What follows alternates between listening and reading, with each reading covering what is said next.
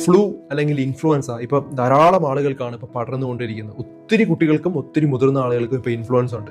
ഇൻഫ്ലുവൻസയെ കുറിച്ച് വളരെ വേഗത്തിൽ ഞാൻ പറയാം. ഇൻഫ്ലുവൻസ എന്ന് പറഞ്ഞാൽ ഒരു വൈറൽ പനിയാണ്.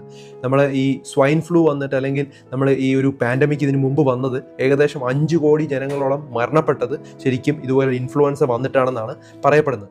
അത് ഇൻഫ്ലുവൻസ എ ഉണ്ട്, ബി ഉണ്ട്, സി ഉണ്ട്, ഡി ഉണ്ട്. എയും ബിയും ആണ് ഇപ്പോൾ വളരെ കോമൺ. ഇതിങ്ങനെ ചെറുതായിട്ട് ഈ ഓരോ വർഷവും ഇതിൻ്റെ ഈ വൈറസിന് ചെറിയ ജനിതക മാറ്റം വരുന്നുണ്ട്. അതുകൊണ്ടാണ് ഇത് പുതിയ പുതിയ രീതിയിൽ നമുക്ക് അസുഖമായിട്ട് വരുന്നത്. ഇത് വരുന്നതിന് പ്രിവെൻഷന് വേണ്ടി നമുക്ക് ഓരോ വർഷവും വാക്സിൻ എടുക്കാൻ പറ്റും. ഇൻഫ്ലുവൻസ വാക്സിൻ ഉണ്ട്. അത് എടുത്തു കഴിഞ്ഞാൽ അതിൻ്റെ വരുന്നതിൻ്റെ ആ ഒരു കാഠിന്യം വളരെയധികം കുറവായിരിക്കും. പ്രത്യേകിച്ചും പ്രായമുള്ള ആളുകൾ, മറ്റു അസുഖമുള്ള ആളുകൾ, പ്രതിരോധശക്തി വളരെയധികം കുറവുള്ള ആളുകൾ, ഗർഭിണികളൊക്കെ ഇത് എടുക്കുന്നുണ്ട്, ഒരു കുഴപ്പമില്ല. 6 മാസം കഴിഞ്ഞിട്ടുള്ള എല്ലാ കുട്ടികൾക്കും ഇത് എടുക്കാവുന്നതാണ്. പിന്നൊരു കാര്യം, ഇതൊരു വൈറൽ രോഗമായതുകൊണ്ട് ആന്റി വൈറൽ മരുന്നാണ് കൊടുക്കേണ്ടത്. ടാമി ഫ്ലൂ അല്ലെങ്കിൽ ഒസൾട്ടാമാവർ എന്നുള്ള മരുന്നൊക്കെ 48 മണിക്കൂറിനകത്ത് തുടങ്ങിയാൽ നമുക്ക് അതിന്റെ എഫക്റ്റ് കുറച്ചുകൂടെ